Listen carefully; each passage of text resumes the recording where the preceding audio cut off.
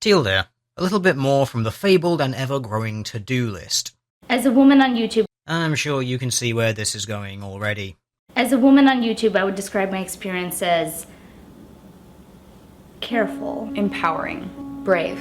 Right, I'm gonna go full grammar Nazi autist on this because I can. Careful and brave are not experiences. Those are methods of acting. They are a way of being. It's not something that you experience. The actual sentence that you'd want to use would be, my experience on YouTube has involved me needing to be careful. My experience on YouTube required me to be brave. And then you'd have to outline why. I had to be careful on YouTube because I live in China and I'm not allowed to upload things without the state's permission, for example. Or I had to be brave because I have crippling social anxiety and esteem issues, and putting my face out there is something that is difficult for me, but has ultimately been helpful. Something like that. It just seems weird that 2 out of 3 of the people here have confused something they experience with an action that they do. The empowered example is fine because you can feel empowered by taking a certain course of action. That's completely reasonable. Like I said, I'm maybe just overanalyzing a turn of phrase here, but they just seem a little bit weird. Moving on. There's a lot of judgment when it comes to women and the kind of content they create. Everyone who creates content on YouTube gets judged. Women are not unique in this regard. Every video has a like and dislike bar, every video has a comment section. These are useful tools for people to provide feedback to content creators on how they have judged the work presented. These are purely optional. You can turn one or the other, or indeed both, off if you do so desire. But generally, if you do so, people will judge you for that action. Every person in their life, for every single thing that they do, will be judged by someone, as long as there is someone else around to witness or understand those actions, or in some way find out about them. But you're trying to frame this as if it only happens to women because reasons. Maybe you feel this way because there's a popular social movement happening at the moment, one which constantly posits and asserts that an individual woman's actions don't matter and that they must always be considered in how they will have ramifications for other women, and one that constantly posits ideas that disagreeing with one woman or disliking one woman necessitates that that person hates all women. But hey, don't just take my word for it. Let's have a quick reminder from one of the more prominent members of that social movement. More and more I hear variations on this idea that anything that any woman personally chooses to do is a feminist act. This attitude is often referred to as choice feminism. Choice feminism posits that each individual woman determines what is empowering for herself, which might sound good on the surface, but this concept risks obscuring the bigger picture and larger fundamental goals of the movement by focusing on individual women with a very narrow individual notion of empowerment. It erases the reality that some choices that women make have an enormous negative impact on other women's lives. So it's not enough to feel personally empowered or be personally successful within the oppressive framework of the current system. Even if an individual woman can make patriarchy work for her, it's still a losing game for the rest of the women on the planet. The fact of the matter is that some choices have ramifications beyond ourselves and reinforce harmful patriarchal ideas about women as a group and about women's bodies in our wider shared culture.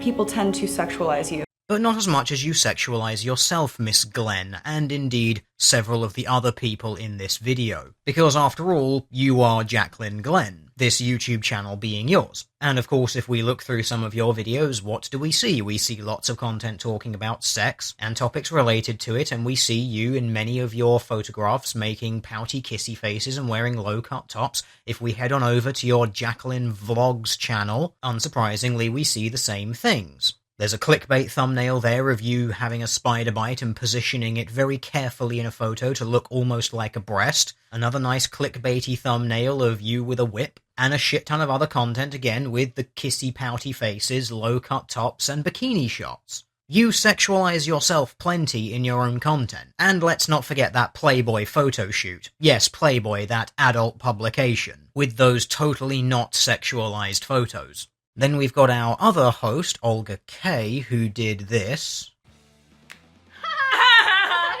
Yes, man. These titties is out. Ooh, ooh, ooh. Oh my god, this is Girls Gone Wild. And then there was also this. Like, big booty, you mean, look at this. She does have a big booty. Look at it. Big booty girl, big booty girl. Yep, these are the people complaining about being sexualized by others. And then, of course, this video is hosted on the channel Bria and Chrissy, whose videos are, well, my god, just look at them. Clickbaity bullshit relating to sex fucking everywhere. And let's not forget that Bria and Chrissy run a second channel, Lesbian Love, which is a channel dedicated entirely to the fact that they are lesbians, and how they do lesbian stuff. And unsurprisingly, all of their most popular videos, oh look, they're basically all sexualized content. The most popular video of which, the Bra Off Challenge, rather hilariously actually never entails them reaching the level of undress that they are in the thumbnail, since actually the entire video is basically a challenge seeing who can put on the most number of bras quickest, which they then try to take off as quickly as they put on, and of course end the video with trying to eat each other's face. You are the sort of people who have realized and know that sex sells, and you will fully exploit it, but then you'll complain when people point out that you're using sex to sell yourselves. It's like saying, oh, I want to be able to perform this action but have no one ever comment on the fact that I'm performing that action. It's retarded. And then the hilarious thing is, you say that, and we've got this that comes up immediately after, so I'll just play both of these clips back to back. People tend to sexualize you. I just want to be out there and really empower girls with sexuality. Yep, the filmmakers put those two clips right next to each other, even with the full knowledge of the people they were dealing with. People sexualize you, and that's bad, but I want to be able to sexualize myself, but not have people then sexualize me after I'm done sexualizing myself. What do we want? We don't know! When do we want it? Now! But for some reason, when I empower young generation with sexuality, I'm seen as a slut. Well, I suppose it depends. Is the word empower a euphemism in this situation? Oh, that's right, you empower that younger generation. Instead of focusing on things that you're saying and the points you're trying to make, they'll focus on, what you look like that day or how much they would like to do certain things to you. Freeze frame. Look at that smirk. Look at that one-sided smile. This is the face you are making when you are concerned and upset about men saying that they would do things to you. Things that you don't want them to do. This is the face that you are making. Now, it's impossible to discern exactly what's going on in someone's brain when they're making a certain facial expression or a certain body motion, but they can be rather helpful tells for what might be going on. And you are basically right in the middle of a smug smile and a half smile. You've got a tight upper lip here and your eye is involved, so it kind of looks like this is actually a sincere facial suggestion. This is a look that screams out arrogant self-satisfaction flirtatiousness, as you dismiss something that someone is saying. Sure, I could be misleading this, and it could be that sly, slightly awkward, I'm not sure if I'm supposed to smile right now or not sort of look, but given how you've sexualized yourself in your own content before, and you know that that gets you attention, and clearly you're happy enough to do it in order to appear in Playboy magazine, a publication and a move that was expressly designed to get you male attention, because you don't go into a Playboy photo shoot thinking that men aren't going to look at those photos and desire you, I would say that the first interpretation is considerably more likely that you actually enjoy those comments to some degree. Like I said, I could be misreading this, and I am totally open to the potential that I could be. But given all of the evidence that we have about your character, I would say that this is a smile of you actually enjoy this but are just trying to suppress it. Or you enjoy the attention but dislike the source of it. And it affects me because I'm a woman and I'm gonna be a mother one day. I love the absolute certainty with which a woman can just declare, I'm going to be a mother one day, as if it requires no consensual input from anyone else. But anyway, yes, hopefully, one day, if you want to become a mother, you will find someone who would want to be a father of a child with you. And then, when that happens, you can tell your child all about it. That's called being a parent. Preparing your child for the fact that other people in the world aren't always going to be nice to them. If you do not want your child to ever have to experience anything negative in life, do not have a child. In before, oh my god, homophobe, transphobe comments because I mentioned a father. You know exactly the sentiment that I mean, don't be nitpicky PC morons about it. You don't have to mention every exception every fucking time. I could be giving a heartfelt personal story about some hardship that I've gone through, yet, a large number of comments will be, show me your tit. Have you ever considered that maybe a bunch of strangers on the internet is not the best place for you to go in order to garner sympathy? Maybe you should try and share all of your emotional trials and all the tough stuff that you've gone through with friends or family members. You know, people who actually care about you, as opposed to a bunch of randomers on the internet who don't give a single fuck about you. The sympathy of strangers only goes so far. Even long-time subscribers to your comment, people who feel like they know you because they've consumed a lot of your content, they don't know you. They're not your friends, and you are not their friend. I'm fucking sick of content creators building this fucking illusion between themselves and their audience like they're best fucking buddies. Because it causes problems like this. It's an illusion of a relationship where there is no relationship.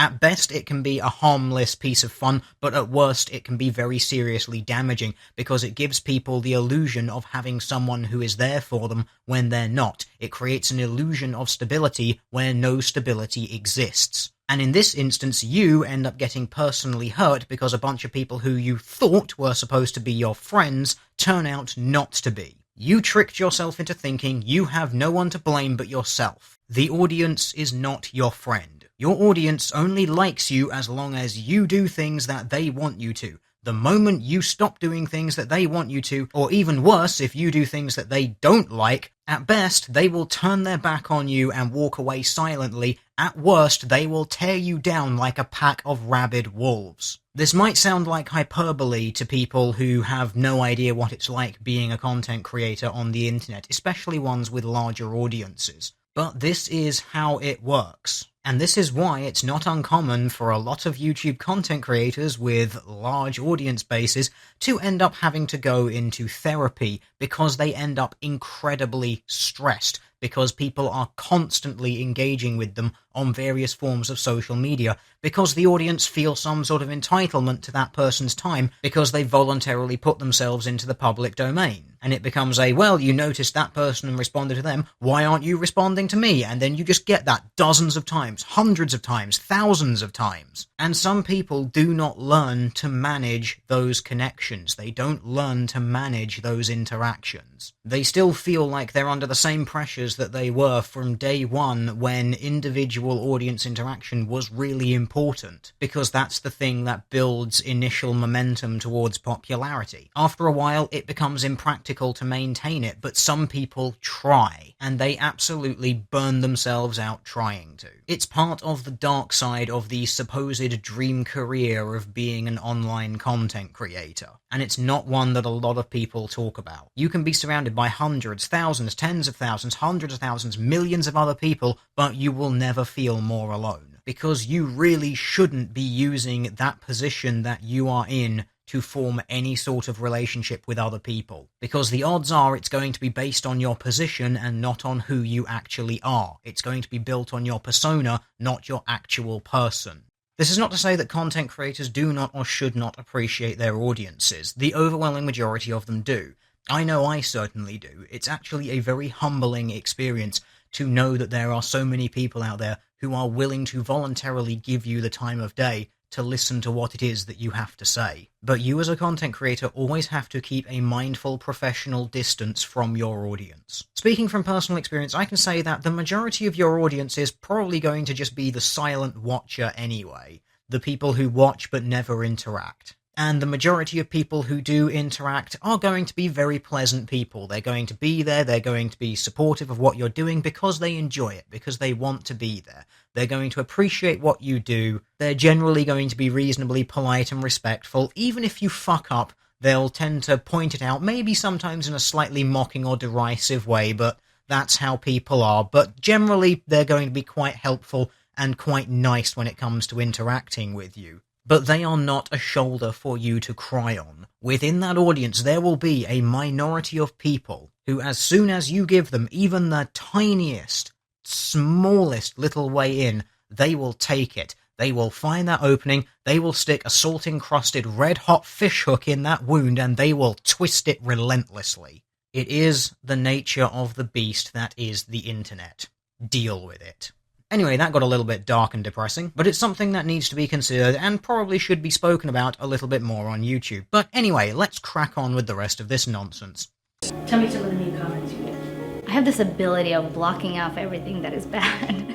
So much so that you're making a video about how terrible it is to be a woman on the internet. You're just a slut. You don't deserve to live. Shut up and go do your makeup. Show us what lipstick you use or something, you women do that are useful. Remember that salt-encrusted red-hot fish hook I was talking about a minute ago? This is it. You have shown an opening. You have made it publicly known that these sorts of comments annoy you. This is why you get them. These are the phrases that people are sticking in the wound and twisting relentlessly because it annoys you. And they know it annoys you. If you didn't complain about it, if you totally ignored it, they wouldn't see it as a way in, and they'd stop.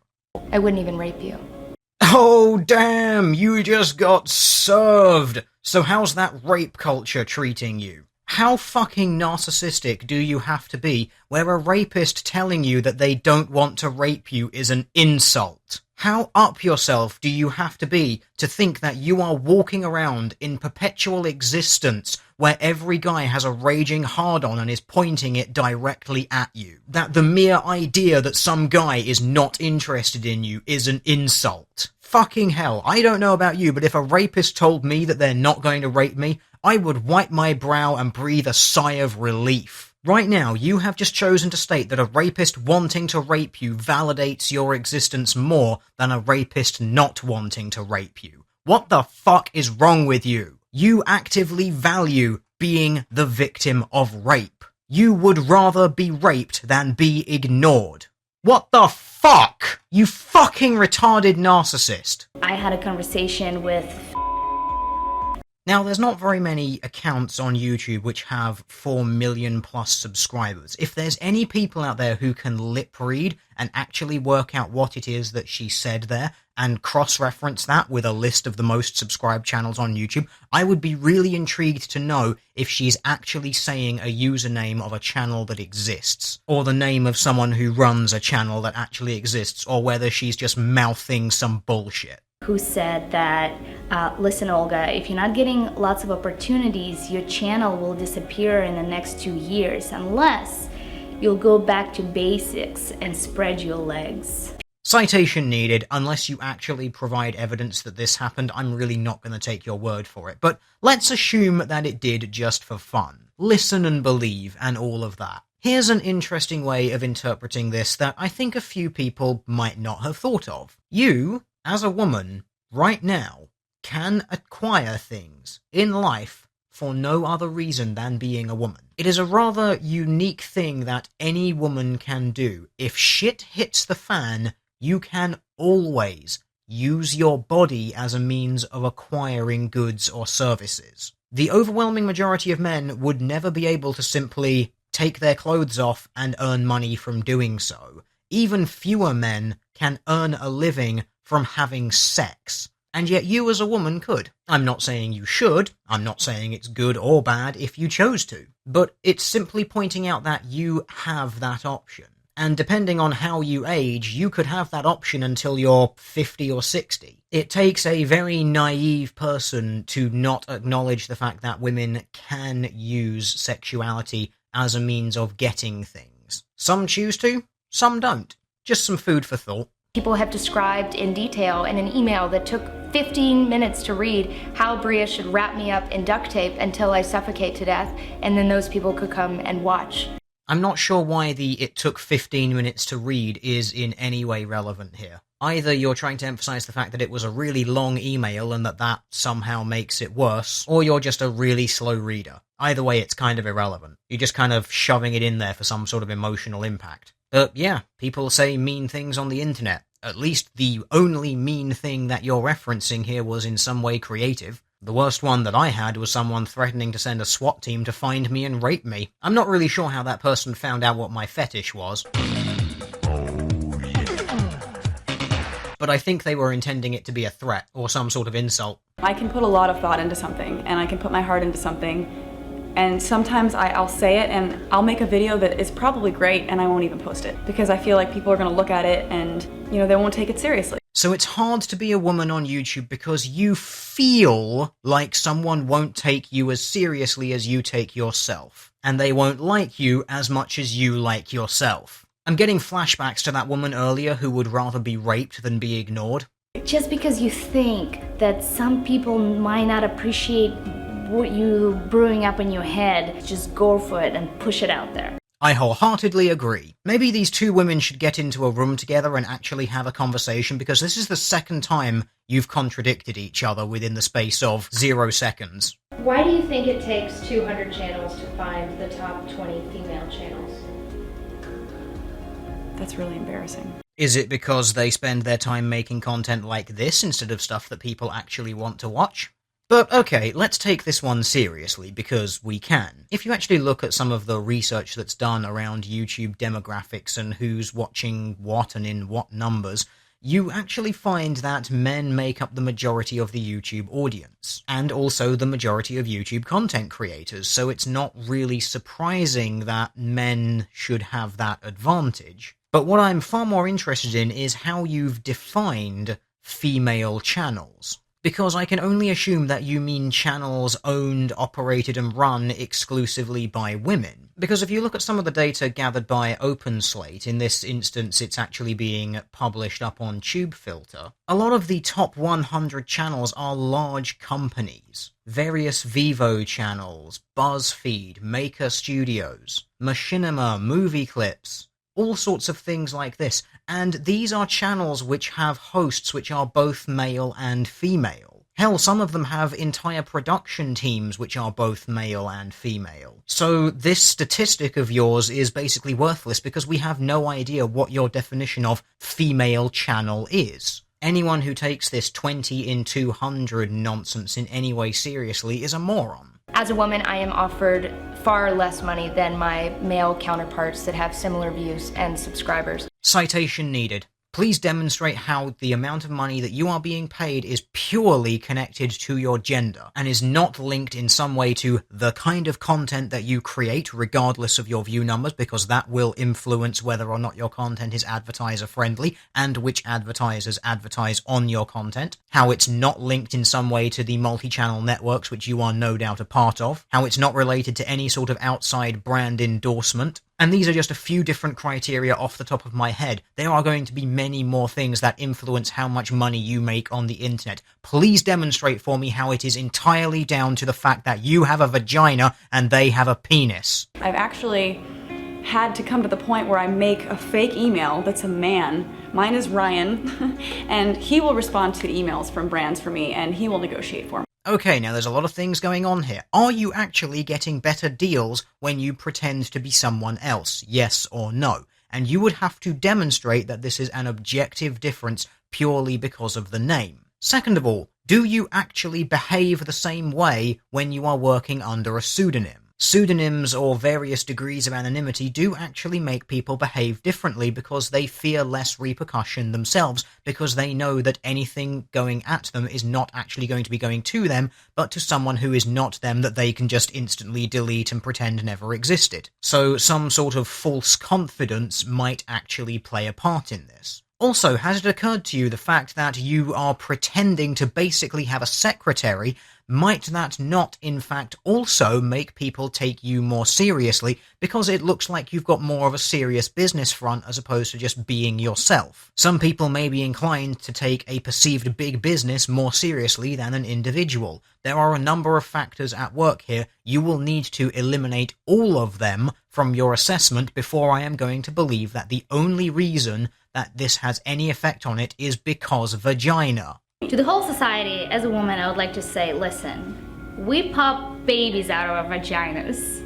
We can do anything. That's a fucking non sequitur if I ever heard one. But here's an idea. If you can actually do anything because you can push a baby out of your vagina, like that has some bearing on anything else at all, then stop whining about how hard it is to be a woman on YouTube, because if you can do anything, then nothing is difficult. Omnipotence is a hell of a power. Maybe you should start using it. Before you say something negative, or before you spread more hatred because of whatever insecurity you have about yourself, maybe you should look in a mirror.